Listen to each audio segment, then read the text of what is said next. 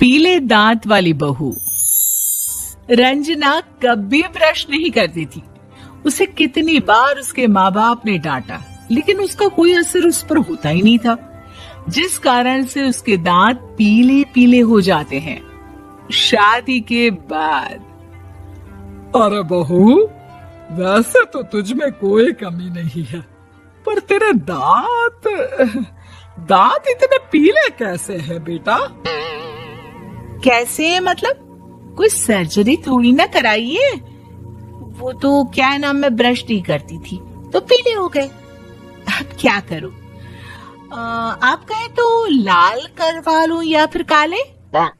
यार ये क्या है, क्यों माँ से लड़ रही हो? लड़ रही हूँ? अरे मैं लड़ रही हूँ या ये बोल रही है कि दांत पीले है, पीले। अरे तपस्या थोड़ी ना की है इन्हें पीले करने के लिए। बकायदा ब्रश नहीं किया है 20 साल तक, तब जाकर। छी, कैसी बात कर रही हो? ये उस वक्त तो पीले नहीं थे जब हम लोग तुम्हें देखने आए थे। अरे तब साफ करवा लिया होगा डेंटिस्ट के पास जाकर। अब देखो कैसे पीले पीले लग रहे हैं। रंजना सास की तरफ गुस्से से देखती है। फिर शुरू हो गई पीले पीले पीले। अरे पीले तो तब भी थे जब मेरे हाथ का रसगुल्ला उड़ा उड़ा कर खा रही थी और बोल रही थी, लड़की नहीं गुणों का खजाना दे रहे भाई साहब आप। खैर, अब वो लोग करते भी तो क्या करते, पीले दांत वाली बहू पल्ले पड़ी थी तो झेलना तो था ही। एक दिन कीर्तन में रंजना गाना गा रही थी। अरे कमला बहन, माँ का द्वार है, यहाँ तो सब शुद्ध होकर आते हैं, फिर अपनी बहू को ब्रश भी नहीं करवाती तुम। दूर से पीले पीले दांत भक्ति में बाधा उत्पन्न कर रहे हैं। और कोई 2 साल की बच्ची थोड़ी ना लेकर आई हूँ मैं बहू बनाकर।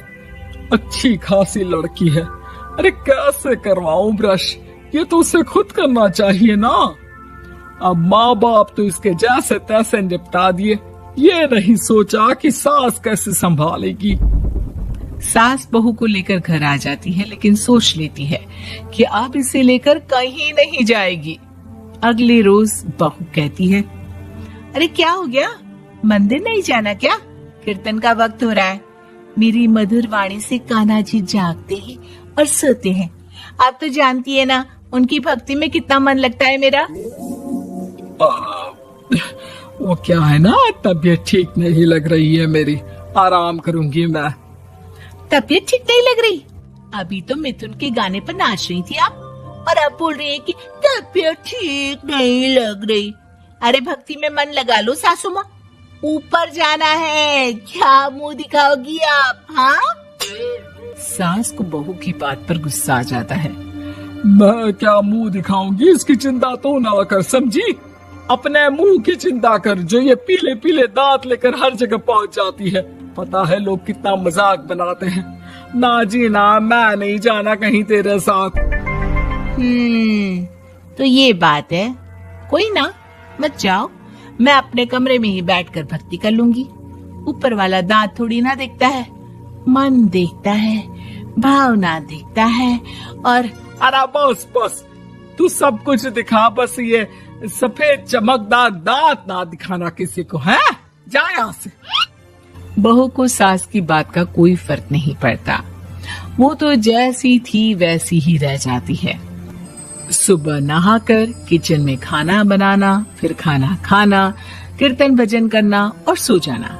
एक दिन, माँ जी मैं सहेली के घर जा रही हूँ, शाम को लेट आऊंगी।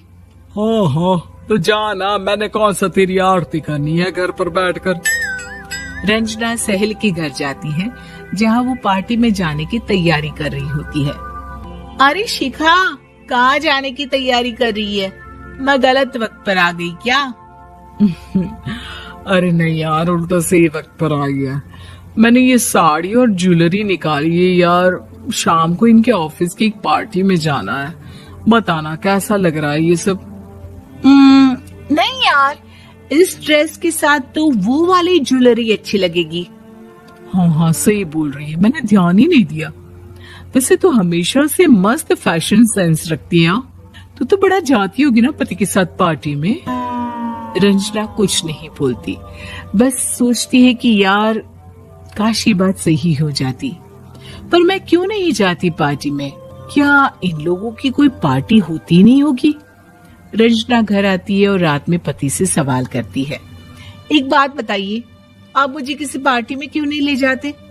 क्या आपके यहाँ ऑफिस में पार्टी नहीं होती?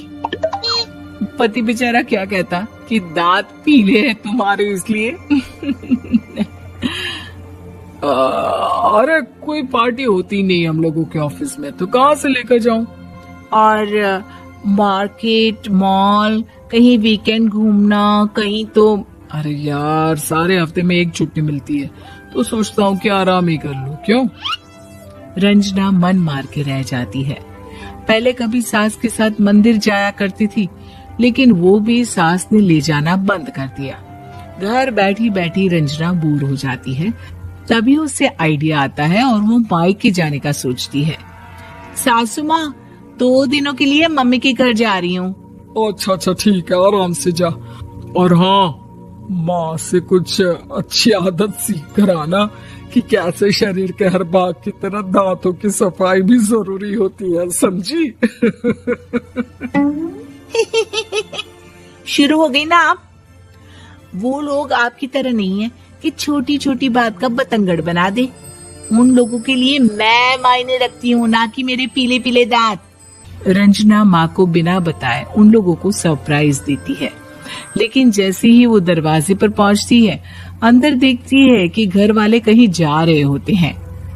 अब माँ, काश रंजना दीदी के दांतों वाली प्रॉब्लम नहीं होती, तो वो भी हम लोगों के साथ चलती ना बुआ जी की बेटी की शादी में।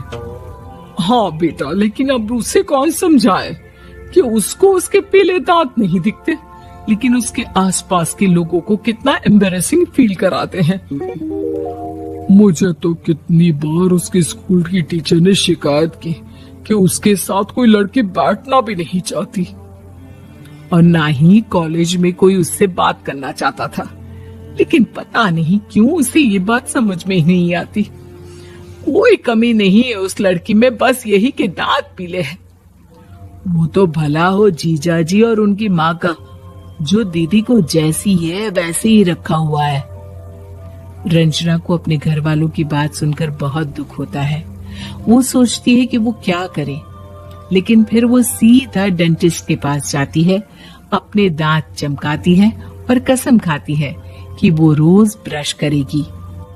अरे क्या हो गया? तुम तो 2 दिनों के लिए गई थी ना, पर कोई ना, अच्छा है, चलो आ गई तो। रंजना सास के सामने आकर खड़ी हो जाती है और पूरी स्माइल करती है, उसके चमकदार दांतों को दिखाती हुई। हैं? चले मंदिर?